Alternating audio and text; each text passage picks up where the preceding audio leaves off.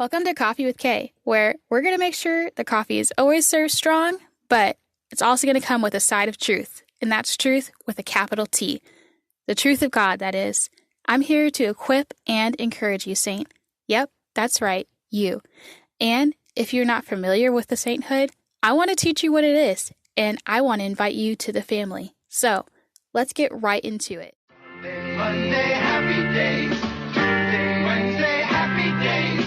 Thursday, Friday, happy days. The weekend comes, my cycle hums, ready to race to you. Monday, happy days. Tuesday, happy days. Monday, happy days. Tuesday, happy days. Hey Lex, welcome to Coffee with Kay. So glad to have you here today. How are you? Thank you. I'm glad to be here and doing well. Just another day doing all the stay-at-home mom stuff. Oh, I feel that. If you guys have not seen on my Instagram, Lex is the author who I've had the incredible privilege of helping publish her book with Wildly Yay! Rooted teeny tiny publishing ministry. So I take on one author a year and dedicate time to helping them publish their books affordably. And it's a self-publishing process with me so that I can show them the ropes and help them publish a superb novel of their dreams. So Yes. Lex's book is called Breathe Broken Soul, and it is going to release this month. We are so excited. We've been working so hard on it, and So so has hard. Ethan, because he has been trying to stop this project for months, Yes. and we're almost at its conclusion. Like, we cannot wait. Yeah. Yeah. So Absolutely. she's here on Coffee with Kay because I wanted her to get to introduce herself to you guys formally and also share some more about her book, about her experience as a first-time author. And also, we're going to sneak a special story in there that's from Breathe Broken Soul. I wouldn't say it's one of my favorite stories, but just one of the stories I think is so enlightening, that really helped me connect what she went through to real life, and I think will Hmm. really help you connect her story to real life experiences or things that you've seen in real life too.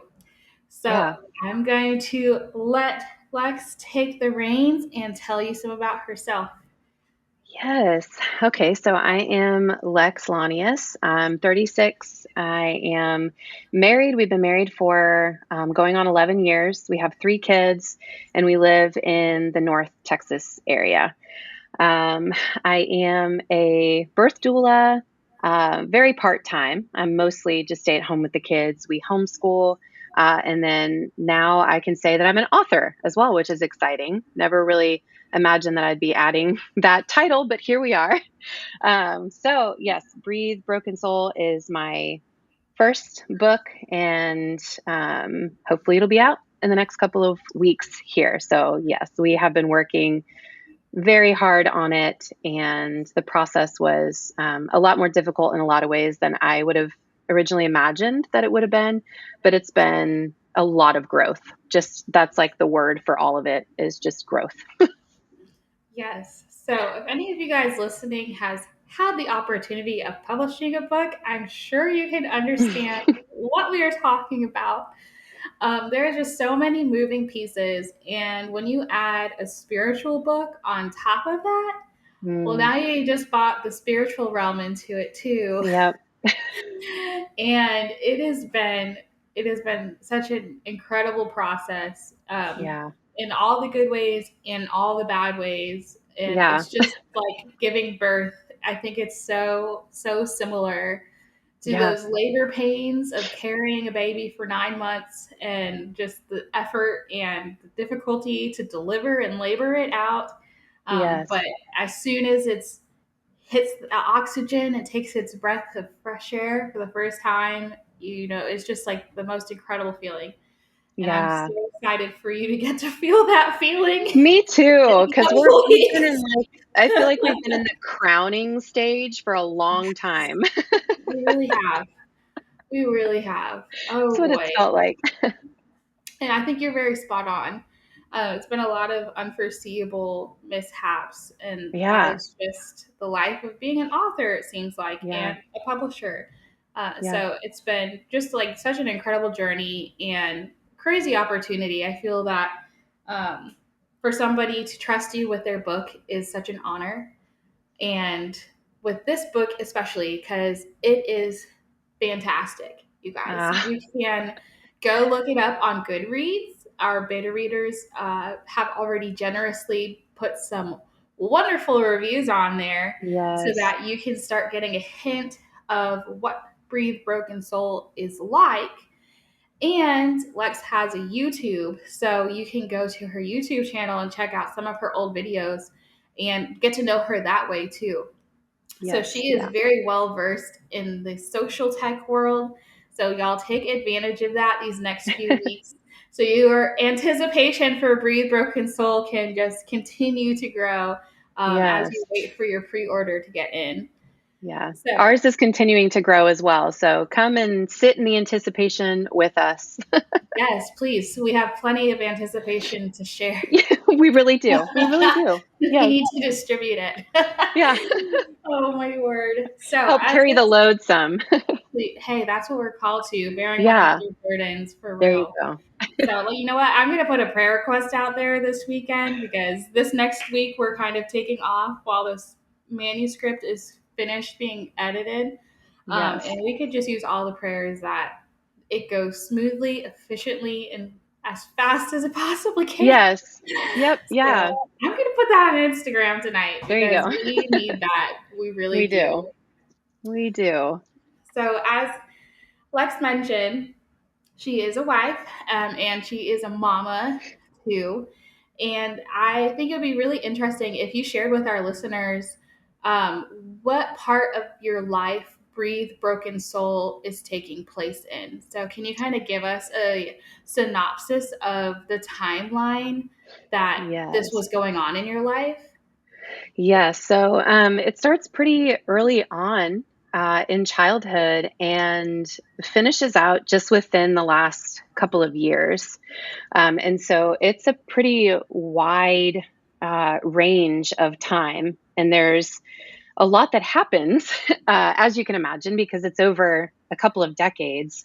But yeah, so it's a memoir and it is about just my life in general, which, I'm 36, but I sometimes feel like there have been like 3 or 4 decades just shoved into one or two. Like if you take a snapshot of just age 14 to 24, for example, it just feels like I went through some things and experienced things that sometimes people do over like a 30-year period of time. So it's a lot. There's a lot crammed into one book. The first half of the book is pretty dark. There's a lot of dark themes and elements. It's heavy. And then about halfway through, things just change drastically. And then from there out, the last half of the book, there are still struggles and trials of many kinds, but there's a hopefulness that wasn't there before. And so the first half of the book is, at least according to people who have read it so far and shared with me, there are painful things. It can be hard to read, but if you hold out and you get to the middle, you just know, like, okay, this is going to get better from here out. So, Yes, that is a really great way to describe that. And I'm glad that you mentioned it just to give people a heads up because I would have to fully agree. You've had yeah, a lot of experience in your life that the average person has not. And yeah, I just really appreciate that you took the risk in writing this book to give hmm, people the opportunity to learn from you, from your experiences, but also that they don't have to walk through those things themselves, if they're yeah, struggling in those similar areas. yeah, And then the best part that there's healing and redemption. And yes, if you yeah, have been one of those people to experience what you've gone through. So yeah, I don't want to give away too much, but one of the biggest plots of your book, not really a plot because it's your real life, but It feels like a movie. It feels it like one. does. So we can I call it a mean, I plot if think we it'd need be a to. great movie. I Um, agree. Somebody turned it into a movie. yes. Okay. Well, we're just gonna put that out there. If anybody's listening and has a connection, let us know. Man. So one of the highlights of the book Yeah. is your experience in prison. Yes. What do people ever say if they find out that you've gone to prison? I'm just curious. Oh, Like yeah. if they meet you or if they get to know you and then you share that, like what is Yeah. people's reaction? Um, I would say I was gonna say 100% of the time, but maybe I'll say like 99% of the time instead. 99% of the time, it's jaw drop, gasp, no way. Like that's normally what it is. And so whether I am sharing that with someone who is a believer or someone who is not a believer, it's kind of always the same response that people are like, no way, I just never would have known that or guessed that about you. And so sometimes uh, I like to use it as an icebreaker sometimes, You are very which brave. is well, I am just super open. I've always been like that. Even when I was much younger, I've just been open, and I don't like to hold things in, and so that just comes out when I talk about my life and my story. But there are definitely times where I will say something about, well, I was in prison for 3 years, and if it's a room full of people that had no idea, it's really funny to watch the shift in the room at that point where people are like, wait a second, what did you say? Or if somebody overhears it, what did she just say? So I think it's interesting. There's definitely not shame when I talk about that part of my life, because that is the place where my story changes and where life um, just completely went a different direction. And so I'm not, I don't want to say like proud of being a convicted felon. It's not like that, but Right. it's such a big part of my story and of the redemption in my story. And so, yeah, I like to share about it. So, I and love that. I like people's responses, because honestly, the reason that people say I would never be able to tell that or guess that is not because of anything that I've done. It's because of the Lord redeeming my life, and that it was like literally from night to day. And so it's not like, oh yeah, that's because I clean myself up and you can't tell. It's because no, that's Right. the power of God. That is just Yeah. period, point blank, the power of God. So I love opportunities to be able to rejoice with people in that, because that is typically the response of believers is like, whoa, praise the Lord. So yeah, Awesome. And that's such great inspiration and encouragement for other believers out there to just tell your story and not be yeah, afraid. And there's something like I 100% believe that, and I know God says that when we stay locked in our guilt and our shame, we're absolving ourselves of the blessing of the redemption of the blood of Christ that we yeah, receive in our salvation.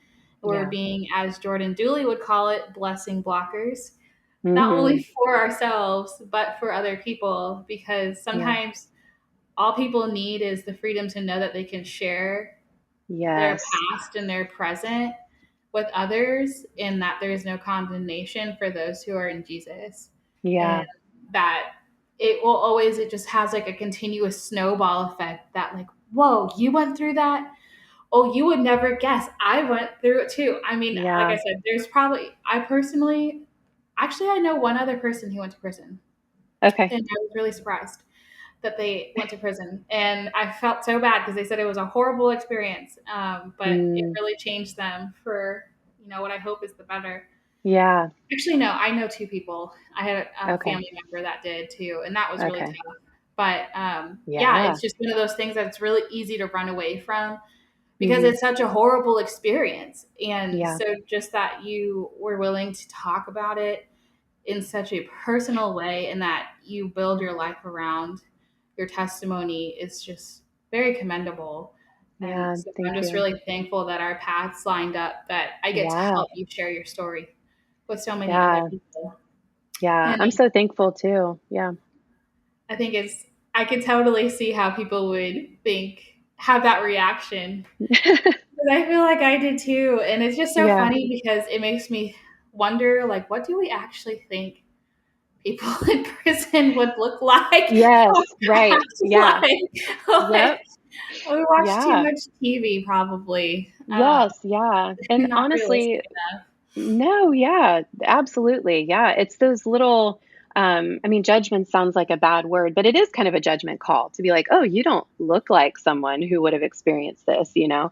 Yeah. So, one of the things that I really hope to do with the book is humanize people who have been in prison, humanize people who have been addicts and who have been, on and on the list goes of the type of person that I used to be. I really want to help people see that there's a story behind everybody's situation. And so you don't wake up and think, well, I want to go to prison one day. You don't wake up and think, I want to be homeless or I want to be an addict one day.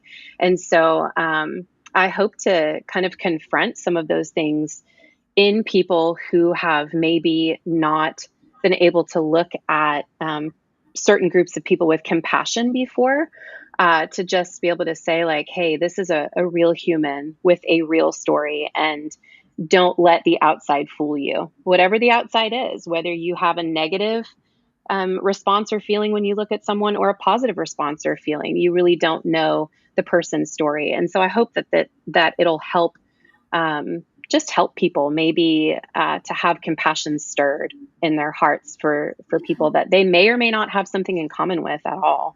Yeah, that's so beautiful.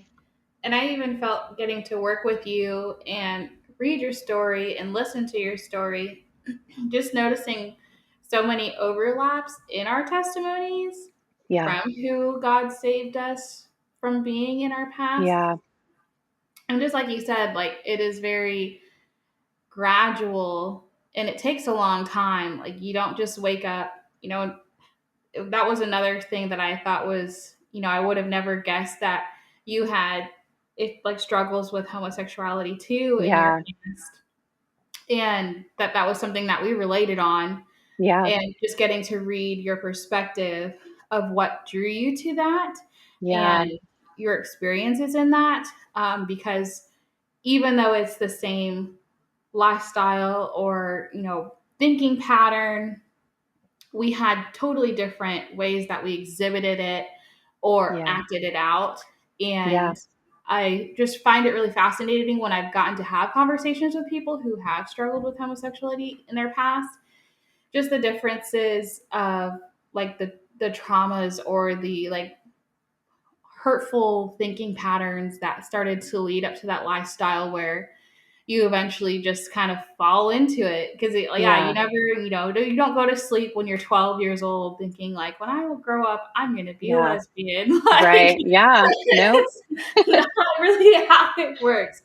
And Doesn't so go like that. no, no. And then even coming out of it on the flip side and just seeing how it affects people differently after salvation, I just think is Yeah. so interesting because everybody's story is so different. I know Yeah. people who have come to Christ who have left the lifestyle, but still have completely different stories than I do. Yes. And Yeah. so I think that the way you tell it in Breathe Broken Soul is really, really interesting, Thank you. and something that I hope readers would feel drawn to want to learn more about, Yeah. because I'm sure there's another person that had similar experiences to you that's out there, that somebody could be able to relate to more Yeah. and be closer friend to or share the gospel better with, and just have one more layer of understanding to Yeah. be a more understanding person to others. Yeah. Yeah. Absolutely. So I was wondering if you could tell us on the podcast one of your prison stories. Just a Yes. little hook a little peek into Breathe Broken Soul. Yeah, yeah. Well, there are a lot of stories, but let's see. I think one that would be good to share is about the day that I was transferred to prison from county jail. Because that was just, I had gotten into county jail, I had been sentenced, I was settled. I started to feel like, okay, I can do this. This is what it is. And then they shipped me to prison, and there were just all of these unknowns, because you're leaving one place and they don't even tell you when you're leaving. They don't tell you because they don't want you to be like a flight or escape risk. They don't want you to call your family members and say, hey, Wednesday morning at this time, I'm leaving. So you don't have any information about that. So you're kind of just waiting. And so the day that they shipped us, they put us in this, I call it like the sardine can van. So it is a metal transport van. And inside of it, there are metal walls to separate people. And in some of the vans, they're mesh, and in some of them, it's just like solid metal. And so I have a problem with small spaces. And so, we are shackled. We have handcuffs on, our feet and our ankles are shackled. And we get into the back of this van, and I have really severe IBS. It was much worse back then. So it was severe then. And so I'm in the back of this van, and we have like an hour and something drive. And all I can think about is my stomach is churning, and I'm thinking, I am going to poop my pants in this van. Oh, It's going to happen. It's going to be terrible. I was so anxious. It was just like the, uh, the most negative form of anticipation, that you can experience, where like you're getting ready to be dropped off at prison. And so riding in the back of that van, it can be made to sound kind of like a funny story, like, oh man, I thought I was going to poop my pants in there, but it was really just dehumanizing in a lot of ways. Like it's like animal control. If you ever see the animal control van going around a neighborhood looking for a raccoon or a dog or whatever it is, they stick them in these little metal separated boxes in the back of the van, and really you do just kind of feel like an animal when you're in the back of there. There's no windows. You can't see out. People can't see in. And you could say, well, they do that for, safety and security reasons, but it's just like basically you're in the dark being taken to this new place that you have no idea what to expect. So that was the very beginning of my prison experience, was being in that metal van, cuffed and shackled. And surprisingly, I did not poop my pants. that's But so good. yes, I mean, seriously, that I Oh just can't no. imagine. There were already so many humiliating aspects, of Right. prison, of incarceration in general, but I can't imagine if that would have happened. So thankfully, somehow, I didn't. But I was not super eager to get back into one of those vans. We'll just put it that way. I don't blame you. So I have asked this question to you plenty of times the past 9 months of can you give us kind of details? I don't want to trigger you with that question.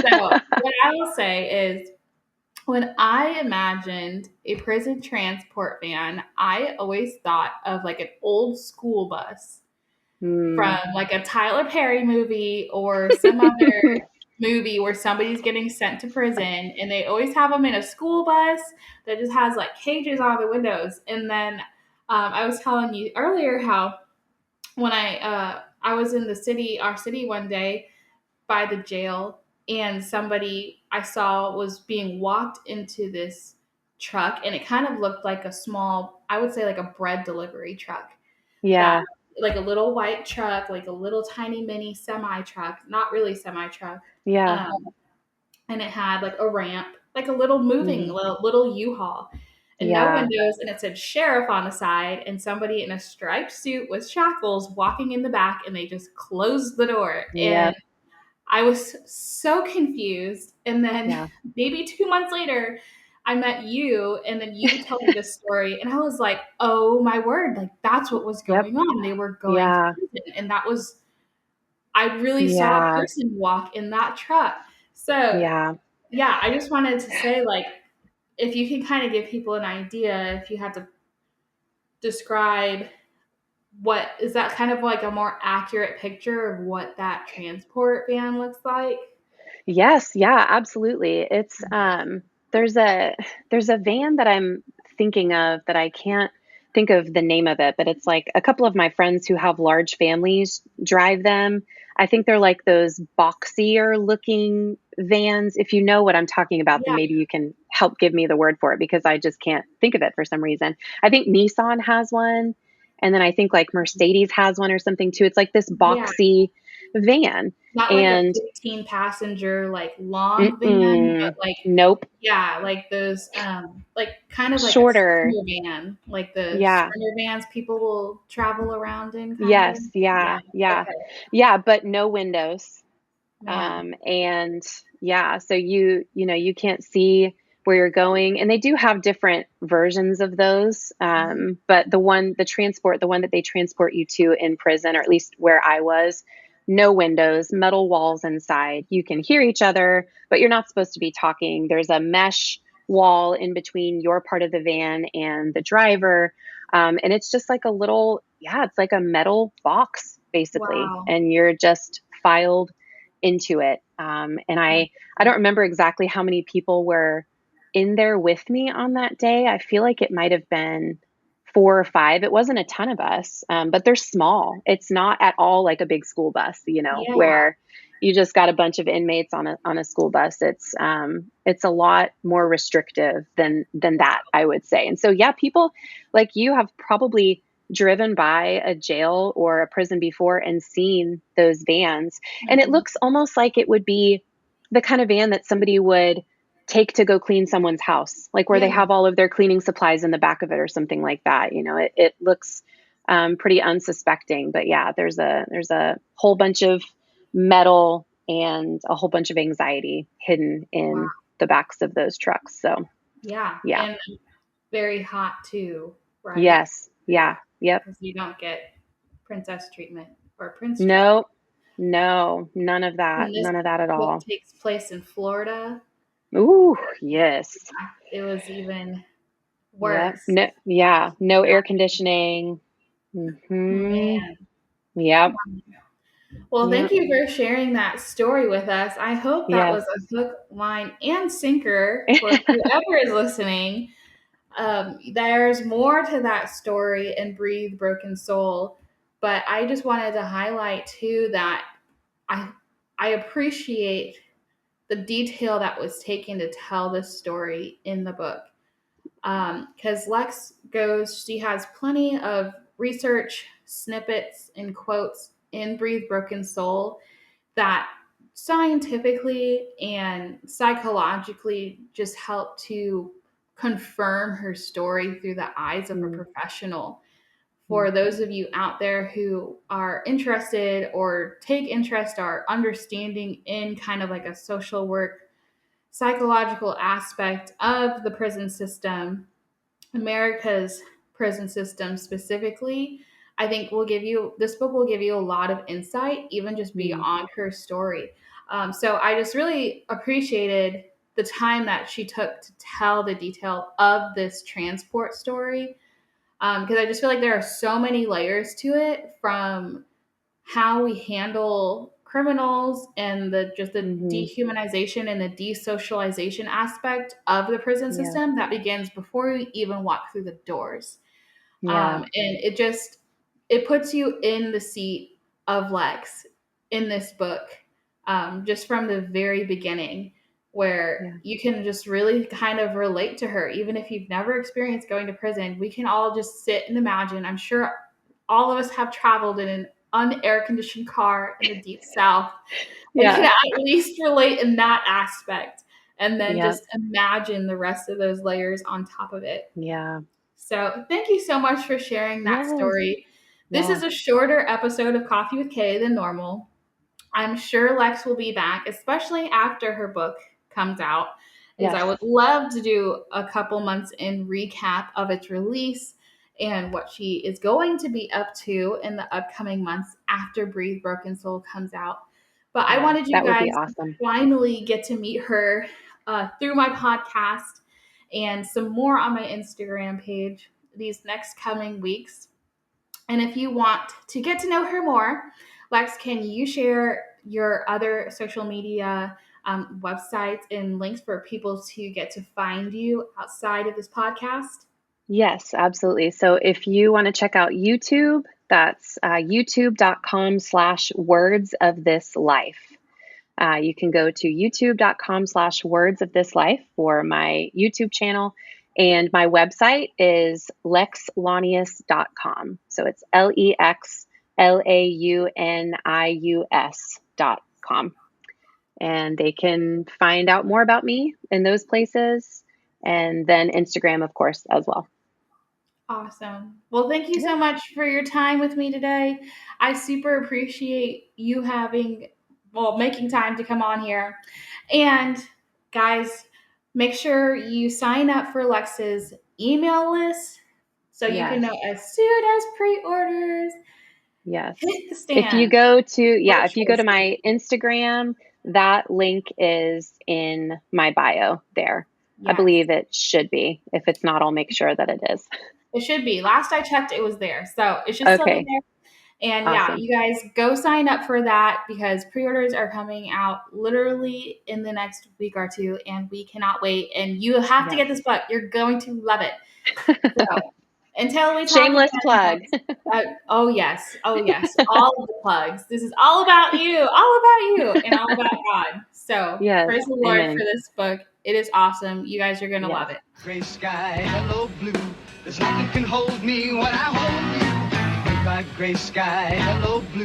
There's nothing can hold me. There's nothing can hold me. Goodbye, gray sky, hello blue. There's nothing can hold me when I hold you. Goodbye, gray sky, hello blue. There's rocking and rolling.